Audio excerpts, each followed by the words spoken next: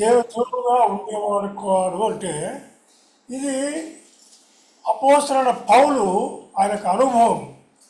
యెరూషలేములో ఆయన పరిచయం మొదలుపెట్టినప్పటి నుంచి ఇన్ని సంవత్సరాలు రోమా ఆ ఇష్టమైన సువార్త చేయాలని ఆ రోమా దేశంలో కూడా చెరసాల వరకు కూడా ఎన్ని రకాల అనుభవాలు అనేది అందరికీ మనం తెలిసిందే. ఆ అనుభవాలలో ఆయన సాక్ష్యము ఆయన ఆయన ఆయన మాట ఏంటంటే ఎవరికి ఆయన అన్ని చూసిన తర్వాత ఆయన తెలుసుకున్న గొప్ప సత్యము సాక్ష్యము ఎవరికి దూరంగా ఉండేవాడు కాదని. ఈ అపోస్తల కార్యములు కూడా రాసింది లూకా భక్తుడు, ఆయనకు వైద్యుడు. ఆయనకు పేతురు, యోహాను, ఈ ఫిలిప్పు, అపోస్తలు పౌరులందరూ బాగా సుపరిచితులు కాబట్టి ఆయన తెలిసిన అవన్నీ అనుభవాలన్నీ వాళ్ళ అనుభవాలన్నీ ఇక్కడ రాసినాడు ఆ యొక్క లూకా భక్తుడు. అది ఇక్కడ మనము ఎవరికి దూరముగా ఉండేవాడు కాదు అంటే అర్థం ఏంటి? ఆయన సమీపంగా ఉండేవాడని. చూడండి, కీర్తనలు 119, 151 వచనము.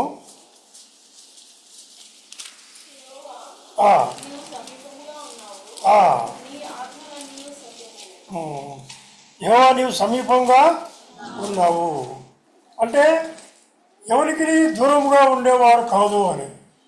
ఆయన అంటే అర్థమైంది సమీపంగా ఉండేవాడు అని. సమీపంగా ఉండేవాడు కాబట్టి ఆయన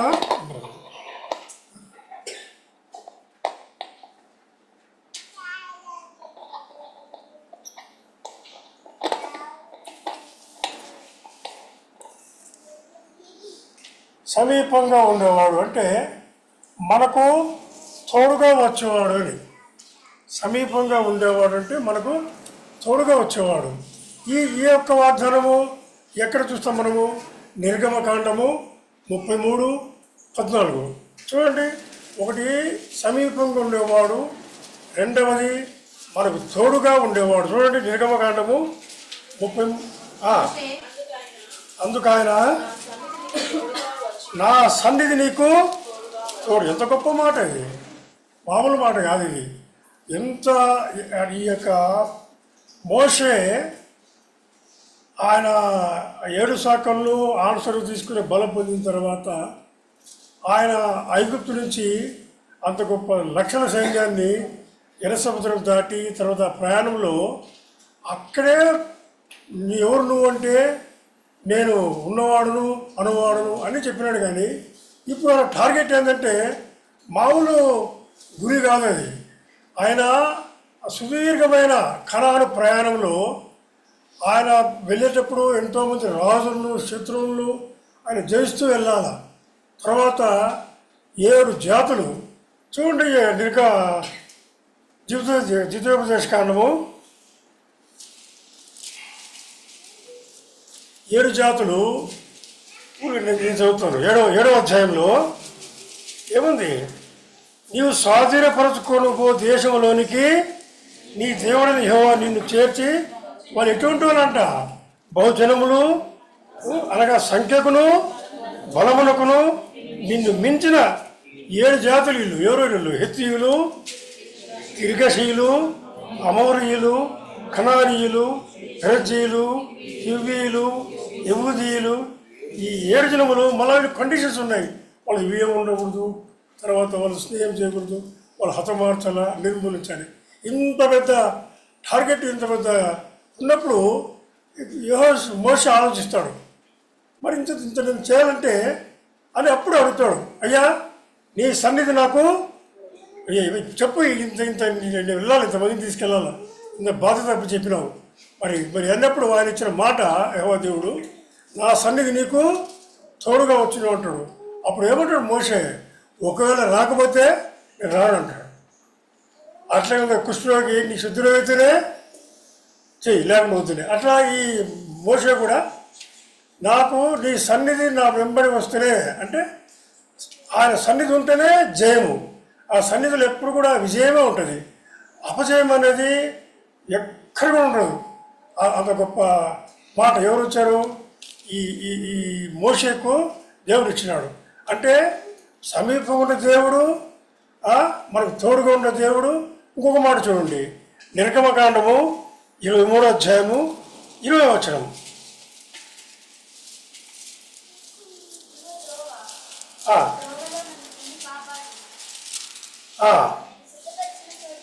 ఇదిగో త్రోవలో నిన్ను కాపాడి నేను సిద్ధపరిచిన చోటుకు నీ రప్పించుటకు ఒక దూతను నీకు ముందుగా పంపుచున్నాను. ఒక దూత నీ ముందుగా, తోడుగా, సమీపంగా, ఇప్పుడు ముందుగా ఒక దూత. ఆ దూత ఎవరు చూడండి. ఇంగ్లీష్ బైబిల్లో కింగ్ జేమ్స్ వర్షన్లో ఏంజిల్ ఉంటుంది. ఏంజిల్ స్పెల్లింగ్ ఏంది? ANGL. కానీ అన్ని చోట్ల ఏంజిల్ అంతా స్మాల్ లెటర్ ఏ ఉంటుంది. కానీ ఇక్కడ మాత్రము క్యాపిటల్ లెటర్ ఉంటుంది ఏ. అంటే క్యాపిటల్ లెటర్ ANGL అంటే అదేనది ప్రాపర్ నౌన్. అది ఏంజిల్ అంటే నౌనే కదా. ప్రాపర్ నౌన్ అంటే పర్టికులర్గా ఒకరికొరకు పెట్టబడేది. ఇప్పుడు ఉదాహరణకి మహాత్మా గాంధీ అంటే ఎవరు? అది ప్రాపర్ నౌన్. అది ఎవరికి వర్తించదు. ఇక్కడ దూత అంటే కూడా ఆ దూత ఎవరు? త్రియేక దేవుళ్ళలో ఒకడు యేసు ప్రభువే. ఆయననే స్వయంగా నేను నా దూతను నీకు ముందుగా పంపుతున్నానంటే యేసు ప్రభువే ఆ కుమారుడే త్రియేక దేవుళ్ళలో ఒకడు. వాళ్ళకి ముందుగా ఉంటాడు. వాళ్ళ ముందుగా ఉంటాడు. ఏమింది వాళ్ళకు? అన్ని జయాలు ఉంటాయి. ఎంతమంది రాజులు జయిస్తారు వాళ్ళు? 30 మంది రాజులు యెహోషువ ఆధ్వర్యంలో. తర్వాత ఆ యొక్క కనానులో కూడా అందరినీ కూడా సంహరిస్తుంది. అవి కూడా ఇక్కడ రాయబడింది. ఎవరిని 23వ వచనంలో నా దూత నీకు ముందుగా వెలుచు ఈ 7 జాతుల్ని అదే ఈ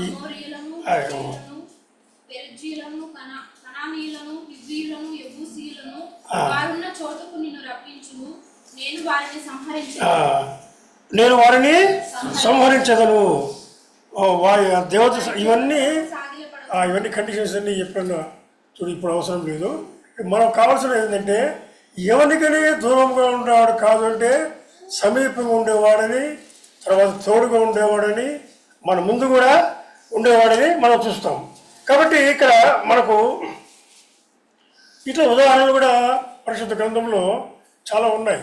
గొలియాతు తెలిసిన చరిత్రనే, ఇది కథ కాదు. ఇది గొలియాతు చరిత్ర.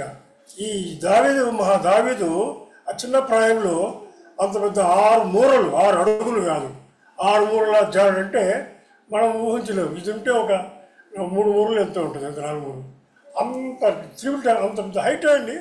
కేవలము ఆయనకు తోడుగా ఉండబట్టి, ఆయన సమీపంగా ఉండబట్టి, ఆయన ప్రసన్నత ఉండబట్టి ఒకటే రాయితో చంపగలిగినాడు, జయం పొందినాడు.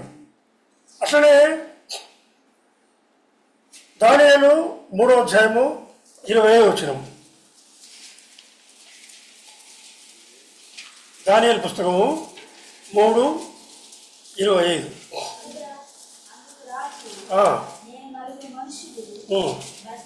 అందుకు రాజు నేను 4 మనుషులు బంధకములు లేక అగ్నిలో సంచరించుట చూచుతున్నాను. వానికి ఈ హాని ఏమీ కలగలేదు. 4 రూపము దేవత రూపమును మూలడిని ప్రతినిధించను. ఇది కూడా మనకు తెలిసిన చరిత్రనే. ఇక్కడ ఆ నెబుకద్నెజరు ఆ యొక్క విగ్రహాన్ని నమస్కారం చేయడము, వీళ్ళు చేయకపోవడము, దానికి ఏమంటాడు 3వ అధ్యాయము అదే దాంట్లో, రక్షించడానికి నా దేవుడు సమర్థుడు అంటాడు. అంతకు ఛాలెంజింగ్ సాక్ష్యం అది. నువ్వు మా దేవుడు మమ్మల్ని రక్షిస్తాడు, రక్షించకుండా కూడా మేము నిన్ను ఉంగడం కానీ సంవత్సరం కానీ ఉండనే ఉంటుంది అంటాడు. అప్పుడు ఎన్నో టైమ్స్ మల్టిప్లై చేసిన ఆ అగ్నిగుండంలో వేసినప్పుడు ఈ 3 కాకుండా 4వ వ్యక్తి, ఆ 4వ రూపం, ఆయన 4వ వ్యక్తి దూత ఉంటాడు. ఆయన ఎవరు? ఆయన సమీపంగా ఉండే దేవుడు యేసు ప్రభువే. కాబట్టి ఇక్కడ మనకు ఇప్పుడు మనకు సమీపంగా ఉండే దేవుడు, తోడుగా ఉండే దేవుడు, తర్వాత మనకు ముందుగా ఉండే దేవుడు, ఇవన్నీ కూడా మనకు జయశాలిగా ఉన్నాడు. కాబట్టి స్తోత్రాలు. నా విషయాల్లో, ఎన్నో విషయాల్లో నాకు సమీపంగా ఉన్నావు, నాకు దూరంగా లేవు, నా తోడుగా ఉండి ఎన్నో విషయాలు నేను నిన్ను మొరపెట్టినప్పుడు నాకు గెలిచిన కాబట్టి స్తోత్రం అంటాను. కానీ ఇప్పుడు మనకు కావాల్సిన పాయింట్ ఏంటంటే,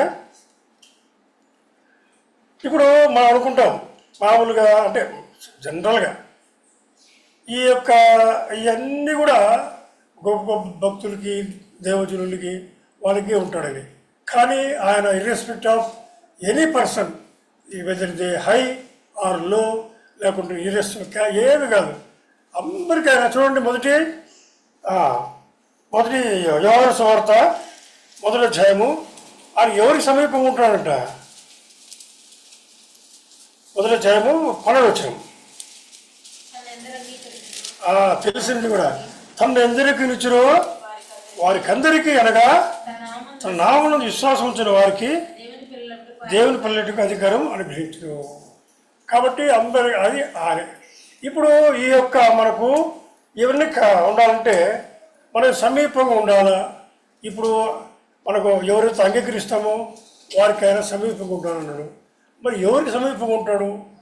ఆయన ఎవరికి దగ్గరగా ఉంటాడు, ఎవరికి తోడుగా ఉంటాడంటే 2-3 పాయింట్లు చూద్దాం ఆరాధన కొరకు.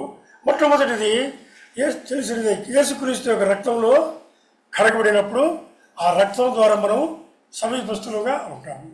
యేసుక్రీస్తు రక్తంలో అంటే ఆయన శిలువలో కార్చిన రక్తం ద్వారా. చూడండి, ఎఫెసీయులకు రాసిన పత్రిక, ఎఫెసీయులకు 2వ అధ్యాయము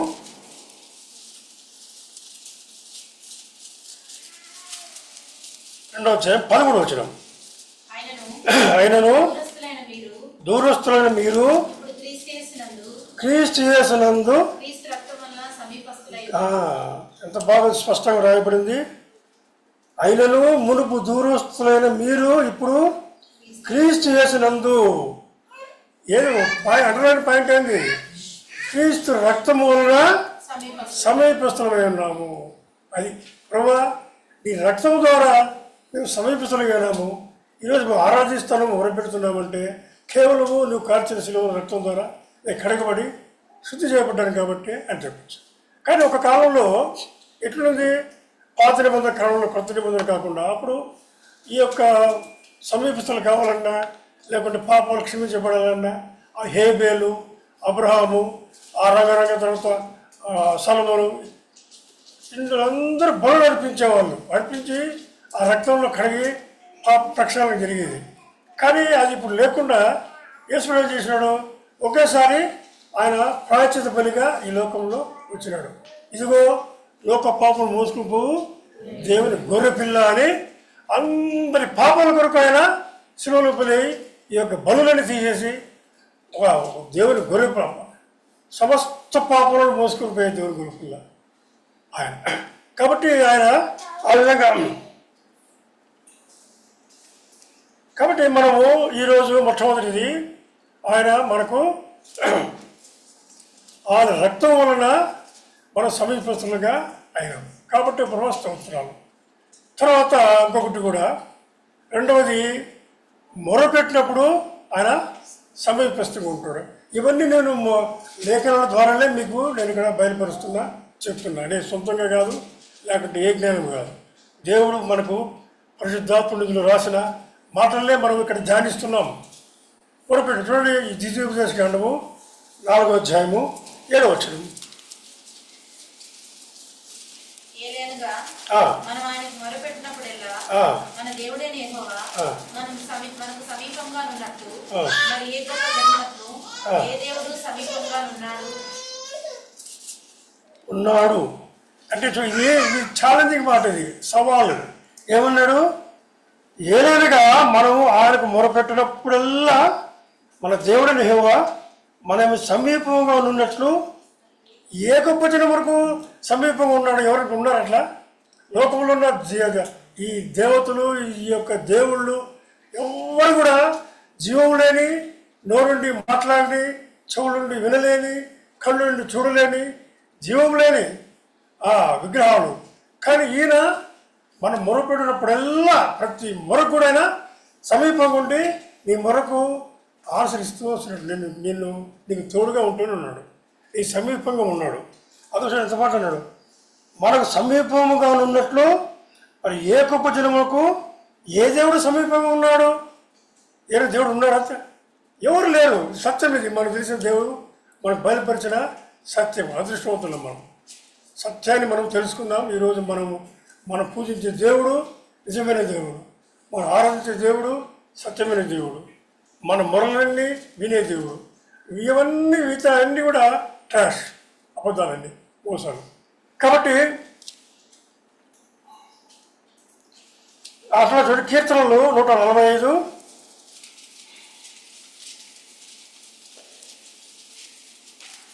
145 అధ్యాయము 18వ వచనం. తనకు మొరపెట్టు వారికి అందరికీ, తనకు నిజముగా మొరపెట్టు వారికి అందరికీ యెహోవా సమీపముగా ఉన్నాడు. ఎవరికి దూరంగా ఉండేవాడు కాదంటే సమీపంగా. ఎవరికి సమీపం ఉంటాడు ఆయన? నిజముగా మొరపెట్టు వారికి నిజంగా మనము ఈరోజు ఆరాధనలో మనము ఆరాధిస్తున్నాము, స్థుతిస్తూ పోతున్నాము. అప్పుడు మన అనుభవం, ప్రభా నా మొరను ఆలకించడం, నిజంగా నా మొరను ఆలకించడం, నా సమీపంగా ఉన్నాం, నా పట్ల ఎన్నో విషయాల్లో, నా కుటుంబ విషయాల్లో, నా ఆత్మ విషయాల్లో, నా ఆర్థిక విషయాల్లో, నా యొక్క అన్ని రకాల విషయాల్లో కూడా నాకు తోడుగా ఉన్నాం. కాబట్టి స్తోత్రాలు. ఎన్నో రకాలుగా మనకు తెలుసు, మన సాక్షి తెలుసు, మనకు అందరికీ తెలుసు ఏ విధంగా మనకు మొరపెట్టినప్పుడు ఆయన ఏ విధంగా తోడుకున్నాడో మనం ఆరాధనలో చేద్దాం. అట్లనే ఆరాధించినప్పుడు కూడా ఆయన మనకు తోడుగా ఉంటాడు. తోడుగా అంటే మనం ఆరాధించినప్పుడు ఆయన ఆశీర్వది చూడండి. అది కూడా చూద్దాం మనము. అపొస్తలుల కార్యములు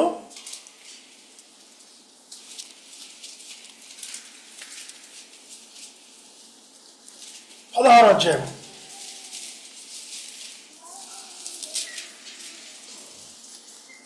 25-26 వచనాలు. అయితే మధ్యరాత్రి వేళ పౌలును శీలయు ఒకటి దేవుని ప్రార్థించు అంటే మొరపెట్టచ్చు, రెండవది కీర్తనలు పాడుచుండ్రి, ఖైదీలు వినుచుండ్రి. అప్పుడు అకస్మాత్తుగా మహా భూకంపం కలిగెను, చెరసాల పునాదులు ఆగిరెండు, వెంటనే తలుపులన్నీ తెరుచుకొనుడు, అందరి బంధకములు ఊడిను. ఇది అందరికీ తెలిసిన ఇది కూడా. అయితే ఇక్కడ మనం చూడండి, అపొస్తలుడు పౌలు ఆయన ఎక్కడి నుంచో ఎక్కడెక్కడెక్కడో తిరిగి ఆయన ఆశ మాత్రము రోమా దేశంలో, ఆ రోమా రాజ్యంలో పట్టణంలో నేను సువార్త చేయాలి. ఎందుకంటే నేను చాలామందిని హింసించిన యేసు ప్రభు శిష్యులను, ఆయన అనుచరులను, ఆయన పేరు చెప్తే ఎంతోమంది నేను భయంకరంగా క్రూరంగా హింసించిన. అక్కడ నా సాక్ష్యం చెప్పాలని ఎంతో ఆశ ఉండేది. కానీ ఆ ఇంటర్వ్యూతో ఎలా చేశారు? ఆయన చేసి చెరసాలు వేశారు. కానీ ఆయన అడగచ్చు, ఏం ప్రభువా మరి నన్ను నేను ఏదో ఇంత ఆశగా నేను ఇన్ని ఏళ్ళు నేను చేసిన, ఇప్పుడు ఇక్కడ నాకు అస్సలు సాక్ష్యం చెప్పాలని ఎందుకు వేసినావు అని అడగలే, ఏం అడగలే. ఆ సంఖ్యలను దేవుని సమర్పించుకున్నాడు, ఆ కాల సంఖ్యలు కూడా సమర్పించు. అయ్యా నీకే స్తోత్రం ప్రార్థించినారు. తర్వాత కీర్తనలు పాడుతున్నారు.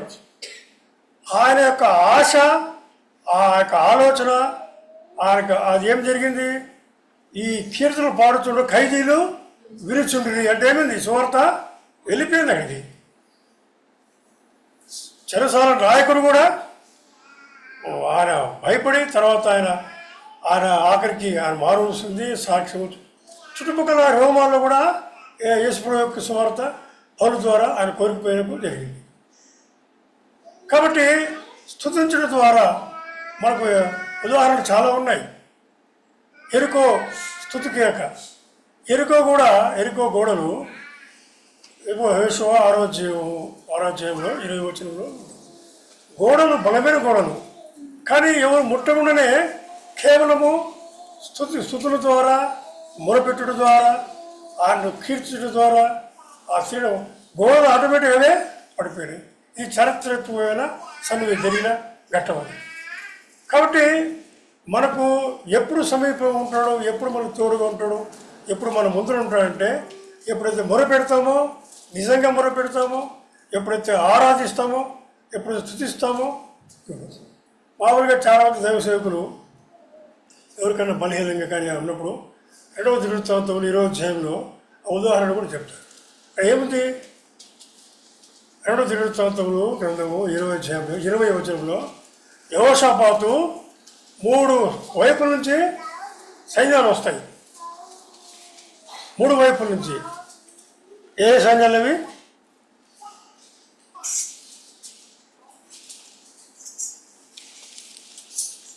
మోయాబీయులు, అమోనీయులు, మయోనోయులు గుండ్రను దండెత్తి యెహోషాపాతు మీదికి వచ్చింది. ఇది అంటే అంత సైన్యం, లక్షల మంది సైన్యం వస్తారు. కానీ యెహోషాపాతు ఏం చేసినాడు? ఆయన మరండి అంత మనం కూడా అని వాళ్ళ సహా వీళ్ళ సహపడి తీసుకుని పోలే. ఇది మనకు చాలా బాగా చదువుతారు, అద్భుతంగా ఉంటుంది. అని కేవలము ఆయన దేవుణ్ణి స్తుతిస్తూ కనపరుస్తూ, తర్వాత కహాతీయులు, లేవీయులు అందరూ కూడా అందరూ కేవలం స్తుతులు స్తోత్రాలు చెల్లించడం ద్వారా ఏమవుతుంది? ఆ సైన్యాలు వాళ్ళు కొట్టుకొని చచ్చిపోతుంది. అప్పుడు ఏమవుతుంది? అక్కడ ఆ యొక్క అదంతా కొలగొట్టు తెచ్చేదానికి 3 రోజులు టైం పట్టిందంట. అంటే కేవలము ఇది సాధ్యం మొరపెట్టుట ద్వారా, స్తుతించడం ద్వారా. గిద్యోను కూడా అంతే. గిద్యోను కూడా అన్ని లక్షల సైన్యం విద్యాలు ఎంతమంది జయించినాడు? ఎంతమందితో? గిద్యోను 300 మందితోనే అన్ని లక్షల మందిని జయించినాడు. అక్కడ ఏం చేసినాడు ఆయన? ఒకటి కుండ, ఒకటి దీవిటి, ఒకటి బూర. ఆత్మీయ సత్యాలు మనకు ఆత్మీయంగా ఇంకా మన అద్భుతంగా మన బలపరిచే అనుభవాలు ఇవన్నీ. అంతమందిని వాళ్ళు చనిపోతారంట. దేవుని ప్రణాళిక, స్ట్రాటజీ అట్లా ఉంటుంది. కాబట్టి మనం కూడా మన విషయాల్లో కూడా ఎన్నో రకాల ఇరుకు ఇబ్బందుల్లో కూడా మనకు దేవుడు మనకు తోడుగా, మనకు మొరపెట్టినప్పుడు తోడుగా ఉన్నాడు, సమీపంగా ఉన్నాడు, మన ముందర ఉన్నాడు, ఆరాధించినప్పుడు మన ముందర ఉన్నాడు. కాబట్టి మొట్టమొదటిది సమీపంగా ఉండాలంటే ప్రభా నీ రక్తంలో మొట్టమొదట మనం ప్రతి ఆరాధనలో కూడా యేసు ప్రభు యొక్క శిలువలో చేసిన కార్యాన్ని ఖచ్చితంగా మనం జ్ఞాపకం చేసుకుని స్తుతించాలి. మొట్టమొదట సమీపంగా ఎట్టగలిగినా మనము ఆ రక్తంలో కడగబడడం ద్వారా, అది మరి ఎఫెసీయులకు 3:13 చూసాము మనం. అట్లనే రెండవది మొరపెట్టుట ద్వారా, నిజముగా మొరపెట్టుట ద్వారా. ఆ విధంగా మొరపెట్టినప్పుడు ఏ దేవుడిని సమీపంగా ఉన్నాడు? మన దేవుడు. మనం స్తుతించే, ఘనపరిచే, కొనియాడే, మొరపెట్టే దేవుడు మన సమీపంగా ఉన్నాడు. కాబట్టి ఈరోజు మనం ఇంత గొప్పగా ఆరాధిస్తున్నాం. సంతోషంగా అన్ని పనులు వదులుకొని మనం కేవలం ఆయన సన్నిధిలో ఆశీర్వాదం ఉంటుంది. ఆయన సన్నిధిలో మనకు ఎన్నో ఉంటాయి కాబట్టి వచ్చాం. అట్లనే ఇప్పుడు మూడవది అయిపోయింది. 5 నిమిషాలు కదా. విరిగిన హృదయమును గలవారికి సమీపంగా ఉంటాడు. నలిగిన హృదయం గలవారికైనా సమీపంగా ఉంటాడు. సత్యం ఇది. మామూలుగా మన ప్రార్థనలు అవన్నీ కూడా చూడండి. కీర్తనలు 34వ అధ్యాయము 18వ వచనం.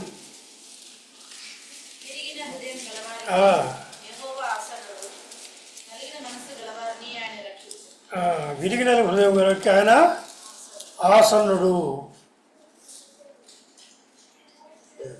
విరిగిన హృదయం గల వారికి ఆయన ఆసన్నుడు అంటే విరిగిన హృదయం కలిగి ఉండాలి. ఇప్పుడు మనకు ఉదాహరణ అందరికీ తెలిసిన ఒక ప్రార్థన ఉంది. ఏది? సుగ్రీ ప్రార్థన, పరిసేయుని ప్రార్థన. పరిసేయుడు ఆయన ప్రార్థన ఎట్లుంటుందంటే చూస్తాం కదా, నేను అతనిలాగా లేను, ఎన్నిసార్లు నేను ఉపవాసం చేసిన, మోకలింగిన, నేను అన్ని చేసిన, ఆయన చేసిన అని ఒక రచయిత జాక్ పోలేని అనుకుంటా ఈ పరిచయం గురించి 53 రకాల పరిచయం గురించి చెప్పినాడు వాళ్ళు. ఇప్పుడు లూకాసు వార్త 13వ అధ్యాయము 9వ అధ్యాయం 6వ వచనంలో ఏముంది? ఒక తోట యజమాని ద్రాక్ష తోట వేసి ఆ తోటలో అంజూరపు చెట్టు నాటబడి ఉండెను అని ఉంది. అంటే అది మనం సంఘంలో అందరము అంజూరపు చెట్లమే ఇక్కడ. ఈ యొక్క ద్రాక్ష వనం అంటే సంఘము. సంఘంలో మనము కానీ అంజూరపు చెట్టు పరిస్థితి ఏంది? పరిశీలన లాగానే అద్భుతంగా పెరిగింది. ఆకులు బ్రహ్మాండంగా ఉన్నాయి. దాని కొరకు ఆయన స్థలం కేటాయించినాడు. దాని కొరకు తోటమాలను పెట్టినాడు. దానికి నీళ్లు సప్లై చేసినాడు. సమస్తమై ఏం కావాలి చేసినా కానీ ఆ చెట్టు పెరిగింది అద్భుతంగా. మనం చూస్తే ఎంతగా వచ్చి భక్తుడే అని అనుకుంటాం మనం. ఇంత టైంకి వస్తాడు, ఇంత బాగుంటాడు, అంత బాగుంటాడు, కానీ ఫలం అనేది ఉండదు. అట్లా ఇక్కడేమో మీకు సుంకరి ఏం చేసినాడు చూడండి. లూకా 18వ అధ్యాయము అదొక్కటి చదవండి. మన సుంకరి ఒక్కటి చదవండి 9 నుంచి. ఆకాశం వైపు కన్నులెట్టుటకైనను ధైర్యం చాలక రొమ్ము కొట్టుకొనుచు దేవా పాపినైన నన్ను కరుణించుమని పలికెను. అది అయితే సుంకరి దూరముగా నిలబడి ఆకాశం వైపు కళ్ళెత్తుటకైనను ధైర్యం చాలక రొమ్ము కొట్టుకొనుచు దేవా పాపినైన నన్ను కరుణించు. అది విరిగి నలిగిన ప్రార్థన అంటే.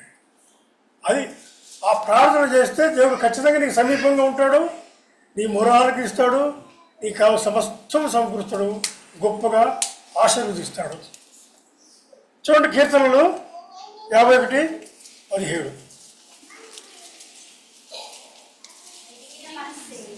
విరిగిన మనస్సే దేవునికి ఇష్టమైన బలులు.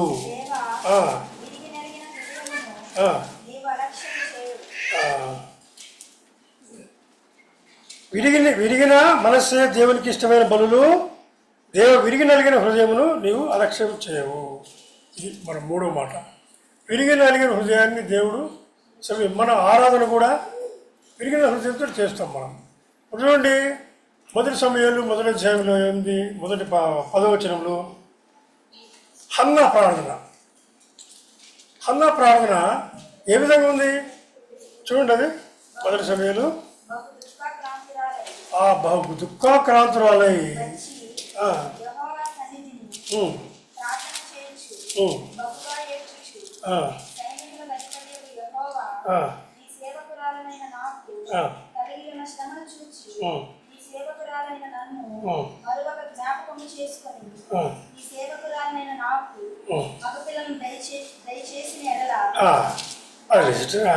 తర్వాత ఆమె యెహోవా సన్నిధిని ప్రార్థన చేయుచుండగా, ఆమె యెహోవా సన్నిధిలో ఏ ప్రార్థన చేస్తుంది? ఆమె దుఃఖాక్రాంతులై విరిగిన హృదయంతో నలిగిన మనసుతో ఆ ప్రార్థన దేవుడు ఉన్నాడు, సమీపంగా వచ్చినాడు, ఆయనతో ఉన్నాడు. కాబట్టి ఆ ప్రార్థన విని ఆలకించి గొప్ప దైవజనుడిని సమయంలో కంటదని ఆయన తర్వాత ఆయన విషయాలు ఎన్ని జరిగినాయి మనకు తెలుసు. తర్వాత మళ్ళీ ఆమెను ఆశీర్వదించి పిల్లల్ని ఇస్తాడు. కాబట్టి ఇక్కడ మనము మొట్టమొదట మనము ఎవరికి దూరంగా ఉండేవాడు కానీ పౌలు యొక్క సాక్ష్యాన్ని, అనుభవాన్ని ఆయన చెప్పిన దాన్ని బట్టి మనము చూస్తూ వచ్చినాం. మొట్టమొదట మోషే అనుభవం. ఆయన సన్నిధి తోడుగా వచ్చినని దేవుడు వాగ్దానం ఇస్తాడు. ఆ సన్నిధి వచ్చింది కాబట్టి అతను ప్రయాణం చేయగలిగినాడు. తర్వాత రెండవది దేవుని దూతనే నీకు తోడుగా ఉంటాడు. యేసుప్రభువు చెప్పాడు, నీకు ముందర వస్తానన్నాడు. సమీపంగా ఉన్నాడు, తోడుగా ఉన్నాడు, నీ ముందర వచ్చినాడు అన్నాడు. కాబట్టి మనకు ఇవన్నీ కావాలంటే మనం మొట్టమొదట మనం రావాల్సిన క్వాలిఫికేషన్ ఏంది? యేసుక్రీస్తు రక్తంలో కడగబడాలి. మనం కడబడ్డాం కాబట్టి ప్రభు స్తోత్రాలు. కడుగున్నాం, మేము సమీపంగా మమ్మల్ని చేసుకున్న స్తోత్రాలు. ఎన్నో విషయాల్లో మేము మా పట్ల మీరు చూపిన కృపలకు స్తోత్రాలు, మా మొర ఆలకించారు స్తోత్రాలు, మా ఆరాధన స్వీకరిస్తున్నారు, వాళ్ళు ఆశీర్వదిస్తున్నారు స్తోత్రం. ఆ విరిగిన మనస్సు నాకు మరి నేను ఆరాధిస్తున్నాను కాబట్టి, మొరపెడుతున్నాను కాబట్టి వింటున్నాను. కాబట్టి కొన్ని మాటలు దేవుడు మన ఆరాధన కొరకు మరి దీవించి ఆరాధనలు అందరూ కూడా స్పష్టంగా గట్టిగా చేయడానికి దేవుడు సహాయం చేయరుగా. పౌలు ఏమంటాడంటే సంపూర్ణంగా సాగిపోదాము, సంపూర్ణమైన జీవితం. అంటే మనము ఇక్కడ చూడండి, ఒకటి మారుమనసు అనుభవము, బాప్తిస్మము, హస్త నిక్షేపణము, ఇవన్నీ మరలా చేసే అవసరం లేదు. ఒకసారి రక్షణ పడిన తర్వాత, ఒకసారి రక్షణ ఓడలోకి వచ్చిన తర్వాత మరలా మనము ప్రభా తప్పేది నేను మళ్ళా అని ఒకసారి మనము తర్వాత బాప్తిజం సాక్ష్యం ఇచ్చిన తర్వాత మళ్ళీ బాప్తిజం తీసుకునే అవసరం లేదు. ఇవన్నీ నేను చెప్పిన మాటలు కాదు, పరిశుద్ధులైన పౌలు చెప్పిన మనకు హెచ్చరించిన మాటలు ఇవి. అట్లే హస్తనిక్షేపం కానీ ఇవన్నీ కూడా మరణంలో వచ్చేదే కాదు. ఒక రోజు జరిగే ప్రక్రియ, ఒకరోజు జరిగే అద్భుతము రక్షణ, తర్వాత బాప్తిజం సాక్ష్యం, అది ఒకసారి జరుగుతుంది. తర్వాత మనం ఏం చేయాలి? మనము పరిశుద్ధులుగా మనము పవిత్రపరచుకుంటూ వెళ్ళాలి. అట్లా చూడండి, ఇప్పుడు ఇది అనుదినము మన ప్రతి దినము జీవితకాలం అంతా ఇది మనం పరీక్షించుకుంటూ ముందు వెళ్తూ ఉండాలి జీవితకాలం అంతా. ఒకసారి రక్షింపబడ్డాం, బాప్తిజం సాక్ష్యము, పరిశుద్ధాత్మాభిషేకము, హస్తనిక్షేపం జరిగిన తర్వాత మళ్ళా చూడండి, అది కూడా మనకు పరిశుద్ధ గ్రంథంలో యేసుప్రభువే స్వయంగా మనకు ఉదాహరిస్తాడు. మా యోహాను సువార్త 13వ అధ్యాయము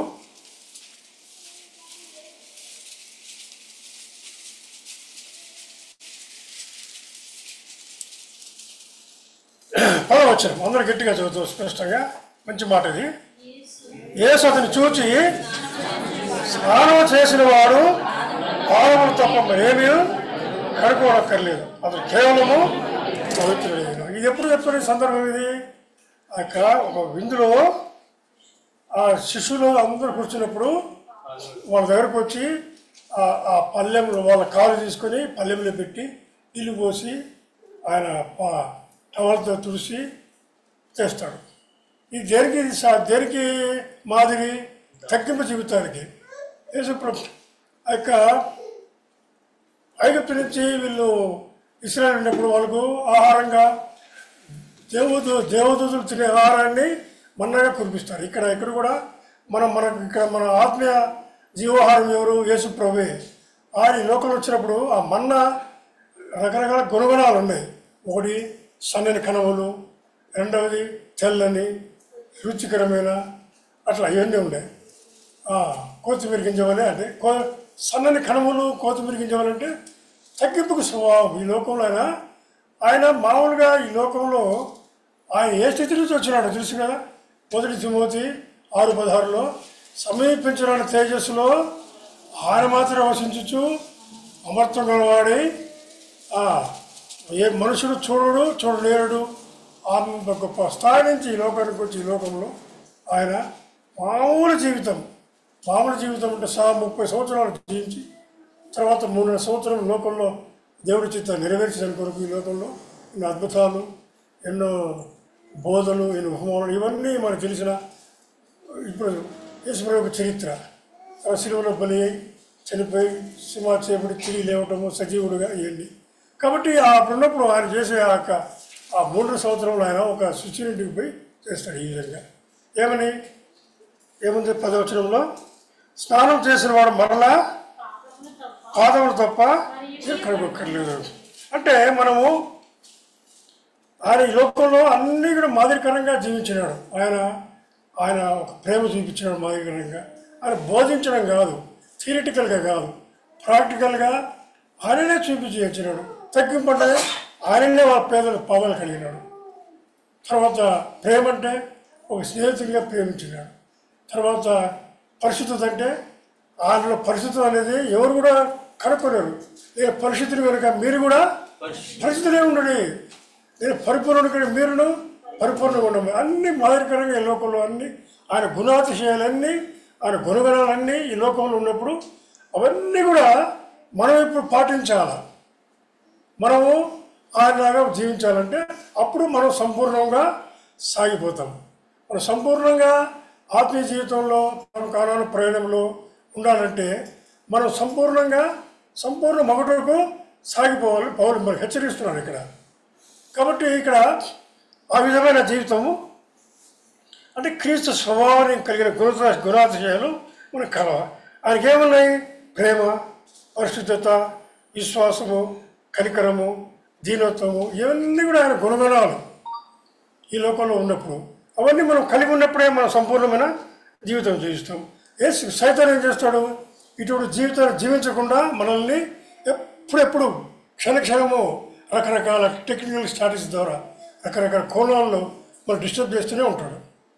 కానీ మనము అవన్నీ పక్క పెట్టి మనం పరిస్థితులుగా సాగిపోవాలంటే ఆయన గుణగణాలు ఎప్పుడెప్పుడు మనం మనం ఇంప్లిమెంట్ చేసుకుంటూ మనం పవిత్రపరుచుకుంటూ ముందుకు వెళ్తూ ఉండాలి. ఇది జీవితకాలం అంతా సాగే ప్రక్రియ. అది ఒకసారి మనకు ఏదో షుగర్ అది వచ్చిందంటే లైఫ్ అంతా కూడా అది వేసుకుంటూనే ఉంటాం. ఒకసారి అట్లనే ఇప్పుడు మనకు ఒకసారి మనం రక్షణపడి బాప్తిస్మం సాక్షిన తర్వాత ఒకసారి మన యొక్క జీవితకాలం అంతా మనం పరీక్షించడానికి మనకు ఒక దేవుని మధ్యలో దేవుని యొక్క బలం ఉంది, ఆయన శరీరము. మనం కూడా మన వ్యక్తి జీవితాల్లో కూడా మనం ఒకసారి ఏమైనా తప్పులు జరిగినప్పుడు బలహీనం కాబట్టి మనం పరీక్షించుకుంటూ ముందుకు పోవాలి. అట్లా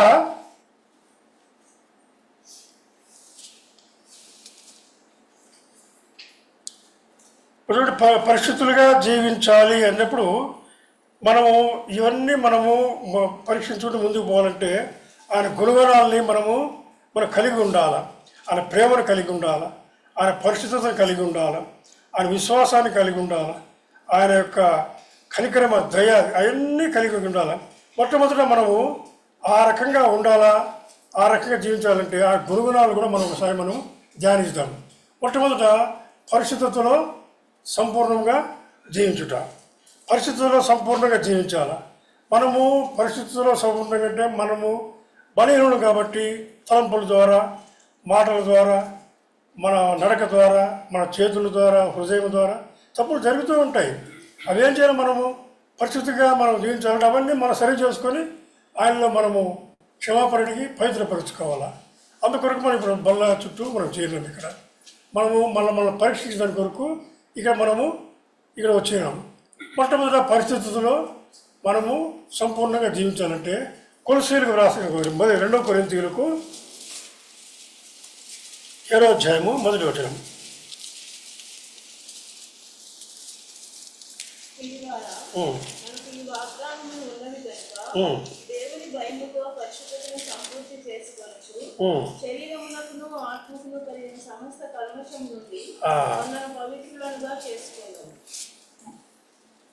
దేవుని భయముతో పరిశుద్ధతను చూడండి, స్పష్టంగా రాయబడిందో. దేవుని భయముతో పరిశుద్ధతను సంపూర్తి చేసుకొనొచ్చు. మన శరీరానికి, మన ఆత్మకు కల్మషం ఏమైనా ఉంటే మనం ఏం చేయాలా? పవిత్రులుగా ఎట్లా చేయాలా? ఆ రక్తంలో ఆ వైపు చూసి క్షమాపణ అడిగి పవిత్రులుగా చేసుకోవాలా. తర్వాత అంతేగాని ప్రతిసారి మళ్ళా మొదటిది ఆ మూలోపదేశం మానే అది మరలా పునాది వేయకుండా మరలా కాకుండా ఈ మొట్ట పరిశుద్ధత. కాబట్టి ఈ లోకంలో పరిశుద్ధులుగా జీవించాలని చాలామంది వాళ్ళకు శాంతి ఉండదు. వాళ్ళు నమ్మిన దేవుళ్ళు కానీ, వాళ్ళు చేసిన నమ్మకాలు కానీ, వాళ్ళు తిరిగే ఇవన్నీ కూడా వాళ్ళకు నెమ్మది అనేది ఎవరే ఇవ్వదు. కేవలము మనకు ఆ యొక్క పరిశుద్ధత, ఆ నెమ్మది, సమాధానం అనేది మనకు ఇక్కడే దొరుకుతుంది. యేసుప్రభు రక్తంలో కానీ, ఆయన వైపు చూడటంలో కానీ, ఆయనలో మనం ఉండటంలో కానీ, మనం ఆయనతో జీవించడంలో కానీ, ఆయన మొదలుపెట్టేప్పుడు కానీ ఇవన్నీ మనకు ఉంటాయి. కానీ ఈ లోకంలో గొప్ప గొప్ప మేధావులు, గొప్ప సైంటిస్టులు, ప్రపంచ నాయకులు, శాసించే నాయకులు, వాళ్ళందరికీ కూడా ఇవన్నీ నిజమైన దొరక్క వాళ్ళు శాంతి లేక ఉంటారు. మరి ఎంతోమంది మనము సాక్ష్యాలు వింటాం. చాలామంది కూడా శాంతి లేక, ఎంత ఆస్తి ఉండి, ఎన్నో ఉండి, నెమ్మది లేక ఎక్కడ కూడా తిరిగి ఆఖరి పరిశుద్ధమైన జీవితం జీవించలేక, అంటే ఏమని పరిశుద్ధమైన జీవితం జీవిస్తేనే మనకు శాంతి నెమ్మది ఉంటుంది. శాంతి, నెమ్మది, సమాధానము మనకున్న ఈ క్వశ్చన్స్కి ఈయనెవరు, ఇతని ఇట్లా అవన్నీ అసమాధమైన జీవితాలకి పరిశుద్ధంగా జీవించలేము, శాంతి ఉండదు. కానీ ఇక్కడ మనము పరిశుద్ధంగా జీవించాలని ఎవరి వల్ల కాదు, కేవలం మనకు దేవుడు ఆధిక్యత. చూడు, ఉదాహరణ కూడా పరిశుద్ధ గ్రంథంలో యోసేపు జీవితము అంటే మన ధ్యానం కొరకు పరిశుద్ధంగా జీవించాలంటే కొన్ని ఉదాహరణ మన పితరులు గురించి ధ్యానిద్దాం. యోసేపు గురించి అందరికీ తెలుసు. ఆయన యాకోబు యొక్క 11వ కుమారుడు.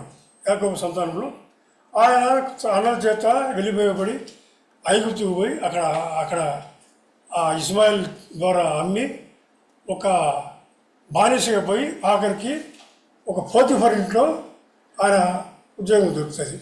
కానీ ఈయన మంచితనము, ఈయన యొక్క గంభీరమైన ఆ ఫేస్లో ఉన్న గ్లోయింగ్, తర్వాత యెహోవా దేవుని ఉన్న నమ్మకము, ఆ విశ్వాసము, తర్వాత అన్ని గమనించి ఆ పోతిఫరు ఇంట్లో గొప్ప అన్నిటికన్నా అన్నిటికీ అప్పచెప్తాడు. ఆ స్థితిలో ఆయనకి ఇప్పుడు ఐగుప్తు దేశంలో అతను ఎవరు నాన్నవాడు ఎవరు లేరు. ఇప్పుడు మంచి అవకాశం వచ్చింది.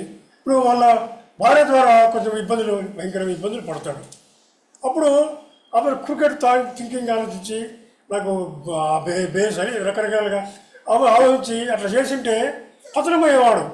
కానీ పరిశుద్ధమైన జీవితాన్ని పరిశుద్ధంగా జీవించాడు కాబట్టి ఎంత శోధన వచ్చినా కూడా, ఎంత టార్చర్ వచ్చినా కూడా ఆయన చలించకుండా కేవలం ఆయన వైపు విచారణ చేస్తూ ఆయన సన్నిధిలో నిలబడి ఆయన సన్నిధిలో మోకాలంగి ఎన్ని రకాల పరీక్షలు భయంకరంగా ఉన్నా కూడా ఆయన పరిశుద్ధతను ఆయన ఎక్కడ పోగొట్టుకుని పరిశుద్ధమైన జీవితం జీవించినాడు. యేసు ప్రభువు లోపల ఏ విధంగా పరిశుద్ధంగా జీవించినాడు, మనం కూడా ఆ విధంగా జీవించాలని, పరిశుద్ధంగా జీవించాలని, మన పరిశుద్ధతను సంపూర్తి చేసుకున్నట్టుకు సాగిపోదామంటాడు పౌలు. కాబట్టి మన పరిశుద్ధతను అట్లా యేసేపు ఆయన అంత పరిశుద్ధంగా జీవించి అన్ని శోధనలు, అతని అవకాశాలు జయించాలి. మంచి తెలివి ఉంది, మంచి జ్ఞానం ఉంది, అందం ఉంది, మంచి అన్ని రకాలుగా ఉన్నాయి. కానీ కేవలము అటువంటి రాంగ్ థాట్స్, కురుకట్టు థింకింగ్స్ ఏం లేకుండా నిజంగా ఆయన యథార్థంగా జీవించాడు కాబట్టి, పరిశుద్ధమైన జీవితం జీవించాడు కాబట్టి ఆయన చెరసాలలో కూడా ఆఖరి ఏ స్థాయికి వచ్చాడో మనకు తెలుసు. అత్యున్నతమైన స్థాయి, ఉన్నతమైన స్థాయి కాదు. అంటే ఆ దేశంలోనే తర్వాత అంతటి వాడుగా పరిశుద్ధతలో అంత జయం ఉంది అది. కాబట్టి మనం కూడా పరిశుద్ధమైన జీవితాన్ని జీవించాలి. అట్లనే దానియేలు కూడా ఇవన్నీ ఉదాహరణలు. మనము పరిశుద్ధాత్మను మనకు బయలుపరిచిన ఈ మన పితరుల యొక్క జీవితాలే. దానియేలు కూడా అప్పట్లో బబులోనులో మంచి జ్ఞానులు, యవనులు, బాగా తెలియని వాళ్ళని సెలెక్ట్ చేసుకొని దాంట్లో దానియేలు వీళ్ళందరినీ తీసుకొని వస్తారు. వీళ్ళకు ఆహారం కూడా ఎటువంటి ఆహారము, రాజు తినే ఆహారము తినాలని, రాజు తాగే పానీయమే తాగాలని ఆయనతో పాటు. కానీ వాళ్ళు పరిశుద్ధమైన జీవితం జీవించాలి కాబట్టి వాళ్ళ పొరపాట్లు కూడా అటువైపు వాసన కానీ అది కూడా వద్దని వాళ్ళకు షండుని వాళ్ళతో మాట్లాడి ఒప్పందం తీసుకొని కొంతకాలము ఆ విధంగా ఉన్నప్పుడు మంచి ఆరోగ్యం కనపడటము దాని ద్వారా. అంటే ఇవన్నీ ఏమాత్రము అటువంటి ఆశలు పోకుండా కేవలము పరిశుద్ధమైన జీవించిన ఆ దానియేలు వాళ్ళకు కూడా గొప్ప దేవుడు అద్భుతంగా ఆశీర్వదించినాడు. అంటే మనకు పరిశుద్ధమైన జీవితం అనేది మనం ఎప్పుడు కూడా ఎప్పటికప్పుడు మనం క్లియర్ చేసుకుంటూ పోవాలి ముందుకు సంపూర్ణంగా. కాబట్టి ఈ పరిశుద్ధమైన జీవితము మొట్టమొదటిది. అంటే ఈ పరిశుద్ధ జీవితము క్రీస్తు యేసు రక్తంలో కడగబడిన తర్వాత అప్పటి నుంచి ప్రారంభమవుతుంది. యేసుక్రీస్తు శిలువలో కార్చిన రక్తము తర్వాత ఆ పరిశుద్ధమైన జీవితం మొదలవుతుంది. మన పరిశుద్ధ గ్రంథం చదవటం ద్వారా, ధ్యానించడం ద్వారా మన పరిశుద్ధంగా మనం జీవించడానికి ఆఖ్యం. ఇక్కడ మొట్టమొదటిది పరిశుద్ధత. అంటే మనం సంపూర్ణంగా జీవించాలంటే మొట్టమొదటి అవసరత పరిశుద్ధత. మనలో ఏమన్నా ఉంటే అవన్నీ కూడా మనం వెంటనే పరీక్షించుకొని క్షమాపణకి పవిత్రపరచుకోవాలి. రెండవది ప్రేమలో సంపూర్ణత. అంటే చూడండి, మొదటి యోహాను 4వ అధ్యాయం 18వ వచనం.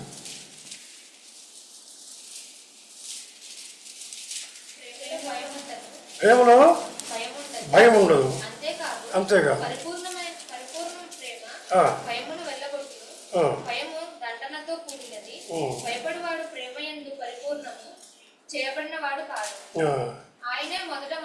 చాలా అంటే ప్రేమలో భయం ఉండదు. ప్రేమలో భయపడేటప్పుడు మన ప్రేమ ఆ యొక్క గుణాన్ని మనము సంపూర్తి చేసుకోలేము, ఖచ్చితంగా ఓడిపోతాం ఖచ్చితంగా. కాబట్టి ప్రేమలో భయం ఉండదు. మనము మొట్టమొదటి గుణము పరిశుద్ధత కలిగి ఉండాలి. రెండవది ప్రేమని గుణము మనం కలిగి ఉండాలి. చూడండి, ప్రేమ గురించి ఎంత గొప్పగా వ్రాయబడిందంటే అపోస్తలుడు పౌలు ఒక అధ్యాయాన్ని ప్రేమ గురించి వ్రాస్తాడు. ఎక్కడ చెప్పండి? మొదటి కొరింథీయులకు 13వ అధ్యాయంలో చూద్దాం ఒకసారి అట్లా.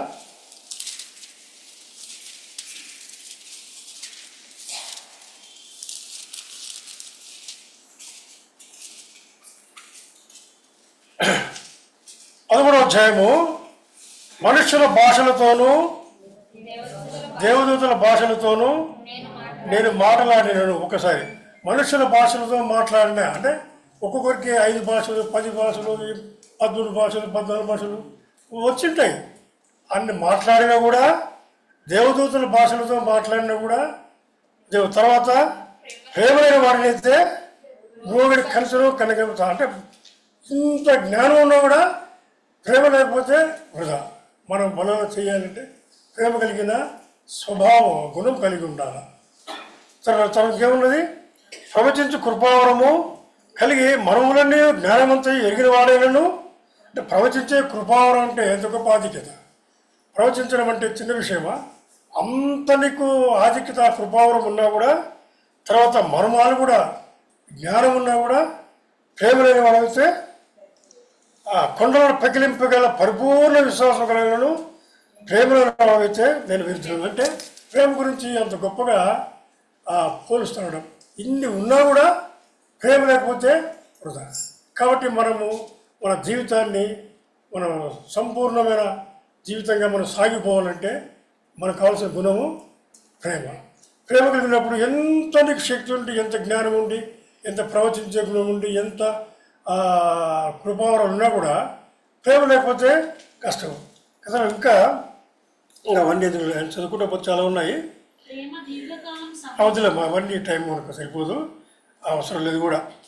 13వ వచనంలో కాగా విశ్వాసము, నిరీక్షణ, ప్రేమ ఈ మూడును తెలుసు. వీటిలో శ్రేష్టమైనది ప్రేమయే. అంటే ఈ ప్రేమ అనేది 3 పెద్ద అస్త్రాలు. అది ఏది దేనికి తీసిపోరు. ఒకటి విశ్వాసం అనేది బలమైన అస్త్రం, బలమైన ఆయుధం. మామూలు విశ్వాసం అనేది విశ్వాసం గురించి మనం చూద్దాము. నిరీక్షణ, మూడోది ప్రేమ. ఈ 3 కూడా బలమైన ఆయుధాలు. వీటిల్లో మళ్ళీ ముఖ్యమైనది ప్రేమ అంటాడు. ప్రేమ గురించి అంత గొప్పగా అపోస్తలుడు పౌలు ధ్యానించి మనకు హెచ్చరిస్తున్నాడు.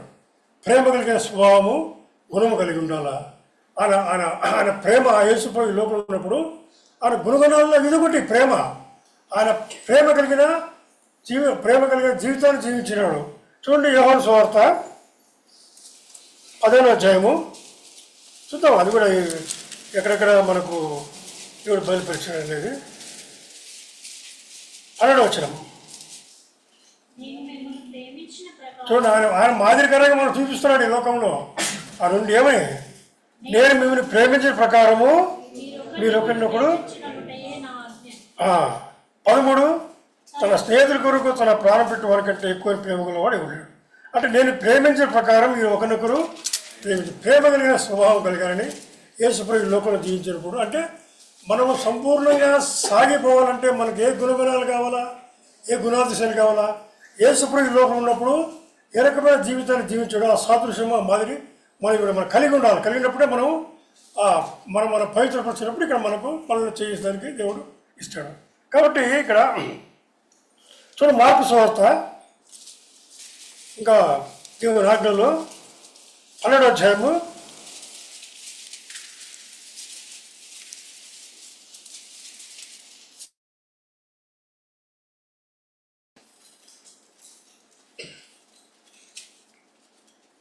30వ వచనం. నీవు నీ పూర్ణ హృదయంతోనూ, నీ పూర్ణాత్మతోనూ, నీ పూర్ణ వివేకముతోనూ ప్రేమ ప్రధానమైన ఆజ్ఞ. రెండవది నిన్ను వెళ్ళి నీ పొరుగు వారిని. ప్రేమ అనేది ఇంకా ఉంది. ప్రేమ మనకి ఇంకా అంటే ఇక్కడేమో మొట్టమొదటి ఆజ్ఞ ఏంటంటే నీ పూర్ణ హృదయంతో, నీ పూర్ణాత్మతో, నీ పూర్ణ వివేకముతో, నీ పూర్ణ బలముతో నీ దేవుని యెహోవాను. అది ఈ లోకంలో దేవుడు మనకు చెప్పిన ఆజ్ఞ. మనం ప్రేమించాల్సింది కూడా దేవుని మందిరాన్ని కూడా ప్రేమించాలి, ప్రార్థనను ప్రేమించాలి, ధర్మశాస్త్రం అంటే దేవుని వాక్యాన్ని కూడా ప్రేమించాలి. ఇవి కూడా మనం ప్రేమించే లక్షణాలు విషయాలే.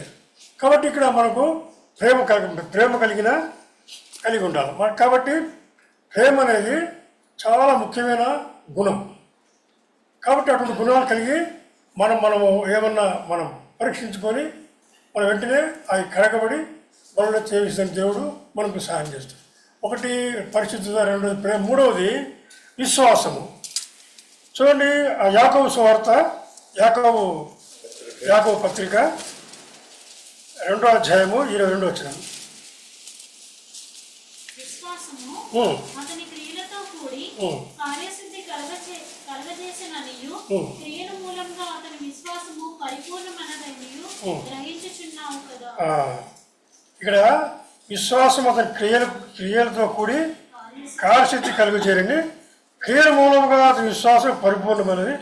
అంటే విశ్వాసం అనేది క్రియల మూలంగా మన విశ్వాసం అనేది ఎట్లా మనము రుజువు చేసుకుంటామంటే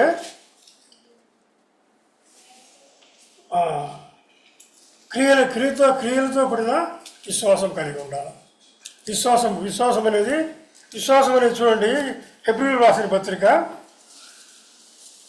11వ అధ్యాయము 6వ వచనం. విశ్వాసం గురించి కూడా ఒక మాట రాయబడింది. విశ్వాసం లేకుండా దేవునికి ఇష్టం అసాధ్యము, దేవుని ఎంతకు వచ్చా సరే. కాబట్టి విశ్వాసం అనేది ఎంత ముఖ్యమైన గుణం అంటే మనం సంపూర్ణంగా ఈ లోకంలో పరమ కణాన యాత్రలో మనం ప్రయాణిస్తున్నాము. ఆత్మీయ ప్రయాణము, పరలోకం మన ప్రయాణం ఉన్నప్పుడు ఖచ్చితంగా ఈ గుణగుణాలు కలిగి ఉండాలి. అయ్యేవి ఒకసారి మళ్ళీ మనం కడుక్కుంటూ ఉండాలి, పవిత్రపరుచుకుంటూ ఉండాలి. పరిస్థితుల్లో ఒకసారి ఎప్పుడైనా మనము తప్పు చేసినప్పుడు వెంటనే ప్రక్షాళన. రెండవది ప్రేమ కలిగిన స్వభావం ఉండాలి. మూడవది విశ్వాసం లేకుండా దేవుడికి ఇష్టట అసాధ్యం అంటాడు. ఇక్కడ ఇంకా కొన్ని మాటలు విశ్వాసం గురించి బైబిల్లో మన పితరులు కొంతమంది గురించి అపోస్తలుడైన పౌలు ఇక్కడ బయలుపరిచినాడు. చూద్దాం. ఇది కూడా 4వ వచనం. విశ్వాసును బట్టి హేబేలు కయీను కంటే శ్రేష్టమైన బలి దేవునికి అర్పించాడు. దేవుడు అతని అర్పణను గురించి సాక్ష్యం ఇచ్చినప్పుడు అతడు ఆ విశ్వాసును బట్టి నీతిమంతుని సాక్ష్యం పొందినాడు. అతడు మృతి పొంది ఆ విశ్వాసం ద్వారా మాట్లాడుతున్నాడు. హేబేలు యొక్క ఆ యొక్క విశ్వాసం అంటే ఆయన యొక్క బలి యెహోవా దేవుడు స్వీకరించినాడు. తర్వాత అప్పుడు నీతిమంతుడని సాక్ష్యం పొందినాడు. అంటే చనిపోయిన ఆయన కయీను చేత చంపబడతాడు. ఆయన కూడా ఆ యొక్క మరణము, ఆ యొక్క నీతిమంతుడైన సాక్ష్యము, అది మరణం తర్వాత కూడా అది ఆ విశ్వాసం ద్వారా ఆ మృతి అనేది ఇప్పుడు మనం ధ్యానిస్తున్నామంటే ఏంది, అప్పట్లో హేబేలు మృతి పొందినాడు, కానీ ఆయన నీతిమంతుడుగా జీవించినాడు. విశ్వాసం బట్టి ఆయన నీతిమంతుడిగా జీవించినాడు. గొప్ప దేవుని కొరకు ఆయన గొప్ప వ్యక్తిగా ఆయన బలి కూడా దేవుడు స్వీకరించినాడు. కాబట్టి హేబేలు. తర్వాత రెండవది విశ్వాసం బట్టి హనోకు మరణము చూడకుండానట్లు కొనిపోబడును. అతడు కొనిపోబడక మునుపు దేవునికి ఇష్టడైనట సాక్ష్యం పొందిను. కాబట్టి రెండవది రెండవ పిక్చర్ మనకు హనోకు మరణము చూడకుండానే ఆయన వెళ్ళాడు. ఎట్లా సాధ్యమైంది? ఆయన ఎందుకు కలిగిన విశ్వాసం మీద. తర్వాత మూడవది నోహు. విశ్వాసం లేకుండా విశ్వాసమును బట్టి నోహు అది వరకు చూడని సంగతులను గూర్చి దేవుడి చేత హెచ్చరింపబడి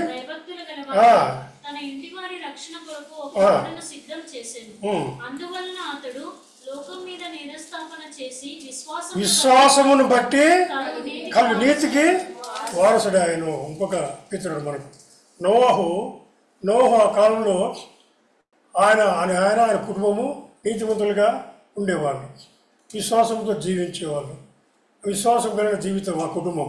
అయితే యెహోవా దేవుడు ఈ లోకంలో ఉన్న పరిస్థితులన్నీ బట్టి ఆయన చేస్తాడు, మొత్తం ఒకసారి అంతా తుడిచిపెట్టేస్తాం, ఈ యొక్క కుటుంబాన్ని కాపాడుతామనే ఉద్దేశంతో నోహు చెప్పినప్పుడు ఒకటే మాట చెప్పినాడు, అంతే. అయ్యా ఇట్లా ఏంటి విన్నాడు, విని ఆలకించి పాటించి ఓడలు కట్టుకున్నాడు. అంటే ఇవన్నీ ఎట్లా జరిగింది? విశ్వాసం లేకుంటే ఆయనకి ఇష్టం లేక ఉండలేము. ఆయన అడిగినప్పుడు వెంటనే క్వశ్చన్ మార్క్, అవును ప్రభా ఏమైతే ఒకసారి చూడు, లేకుంటే నిజంగా అటువంటి ఆలోచన ఏమీ లేవు. కేవలము ఈ రకంగా చేయనాడు, విశ్వాసంతో విన్నాడు, విశ్వాసం ద్వారా గెలిచినాడు. ఆ విధంగా విశ్వాసంతో నీతికి వారసుడైనాడు. నీతిమంతులని హేబేలు సాక్ష్యం పొందినాడు, హానోకు పొందినాడు, ఇక్కడ నోవాహు కూడా పొందినాడు. తర్వాత అబ్రహాము పిలువబడినప్పుడు విశ్వాసమును బట్టి ఆ పిలుపునకు లోబడి తాను స్వాస్థ్యముగా పొందనై ఉన్న ప్రదేశమును బయలువెళ్ళాడు. మరియు ఎక్కడికి వెళ్ళవలనో అది ఎవరును ఎరుగక బయలువెళ్ళను. చూడండి, ఇవన్నీ మనము ధ్యానిస్తూ వింటున్నాం, మరలా ఒకసారి విందాం అంతే. అబ్రహాము ఆయన అలాంటి దగ్గరికి వెళ్ళు, ఆయన ప్రయాణం అంతా ఎక్కడికి పోయినా కూడా ఏమీ మాట్లాడలే. సరే నీకు అని కేవలం విశ్వాసం బట్టి, విశ్వాసం దేని సాదృశ్యం? ఎవరికి? విశ్వాసుడు అబ్రహాము విశ్వాసులకు తండ్రి అంటున్నాడు. అంటే అంత గొప్ప సర్టిఫికెట్ ఆయనకు వచ్చింది, దేవుడు ఇచ్చినాడు. ఈ సర్టిఫికేట్ దట్ అబ్రహాం ఈజ్ అని ఫెయిత్ఫుల్ మ్యాన్, ఇంకంతకన్నా ఎవరు లేరండి. అంటే ఈ విశ్వాసం అంత గొప్పది. చూడండి, అదే అబ్రహాము ఆయనకు పిల్లలు లేక ఆఖరికి ఇస్సాకు పుడతాడు. ఇస్సాకు పెరిగిన తర్వాత ఒకసారి దేవుడు ఆ విశ్వాసాన్ని పరీక్షించాలని మరి వెళ్ళి ఆ కొండ మోరియా పర్వతంపై తీసుకెళ్ళకపోయి ఆ కట్టెలు పోర్చి అన్ని చేసి ఆ ఇస్సాకును పడుకోబెట్టి కత్తి తిప్పుతాడు. ఎత్తి ఇంకా ఫ్రాక్షన్ ఆఫ్ సెకండ్ అంతే, సెకండ్ ఏళ్ళు అంతే, యెహోవా దేవుడు చలించిపోతాడు. ఓ అబ్రహామా ఆగు, ఏందా నీ విశ్వాసం ఏంటి, నువ్వేంది? ఆయనకనగా అంత గొప్ప సాక్ష్యం కలిగిన వ్యక్తి ఎవరు? అబ్రహాం. అంటే ఆయన సెకండ్ కూడా కాదు, అట్లా అయిపోయింది. ఆయననే అంటే చంపాలని దేవుని ఉద్దేశం కాదు, పరీక్షిద్దామని ఈ విశ్వాసం. అంటే విశ్వాసంలో మనము అంత బలంగా మన పితరులు మనకు ఇక్కడ అపోస్తలుడు పౌలు మనకు ఇక్కడ చూపెడుతున్నాడు. హేబేలని, తర్వాత హనోకని, నోవాహుని, అబ్రహాం. ఇంకోటి చూడండి, ఇస్సాకు చదువుకుంటూ అందుకని ఒక 4 చూసాము. ఇప్పుడు అపోస్తలుల కార్యములు 10వ అధ్యాయం అనుకుంటా. ఈ స్టెఫెన్ గురించి ఎక్కడ ఉందో మనం 7వ అధ్యాయం కదా, 7వ అధ్యాయం.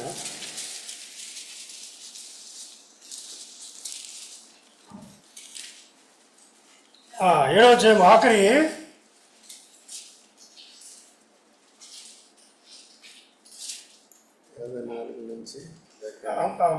ఒక్కటే 54, 55.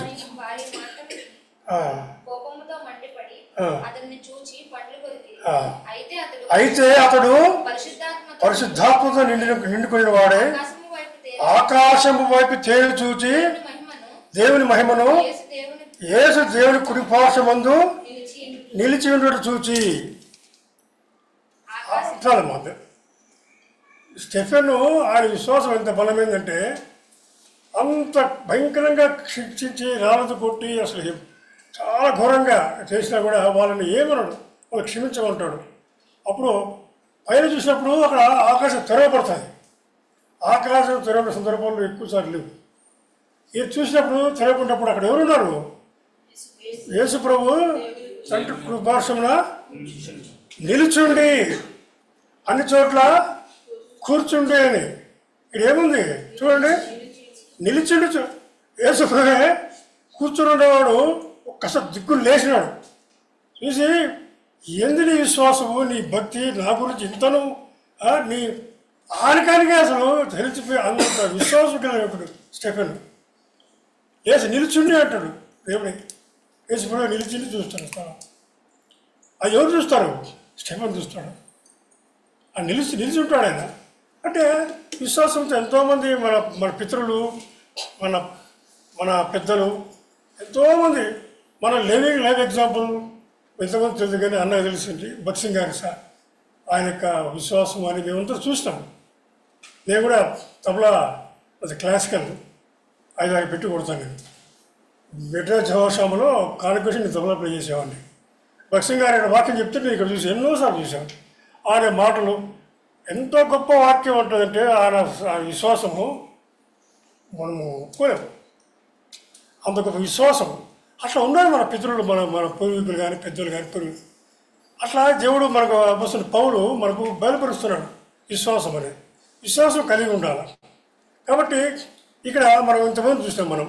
కాబట్టి ఈ యొక్క విశ్వాసము మనకు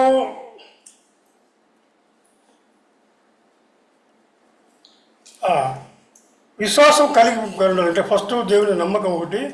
మొట్టమొదటి నమ్మాల్సింది ఏంటంటే ఆయన సజీవుడు అని నమ్మాలి. ఆయన సజీవుడు. సజీవుడు అంటే శాశ్వత కాలం నుండి శాశ్వత కాలం వరకు ఉన్నవాడంటే అది సైకిల్, ఎక్కడ కూడా స్టార్టింగ్ లేదు, ఎండింగ్ లేదు. ఆయన ఏ స్థితిలో ఉన్నాడు, ఆ స్థితి నుంచి ఈ లోకానికి వచ్చి చనిపోయి సమాధి చేయబడి పునరుత్థానుడై 11 సార్లు 40 రోజులు అందరు కనపడి అందరి సమక్షంలో సజీవుడుగా, అది మనం విశ్వసించాలా.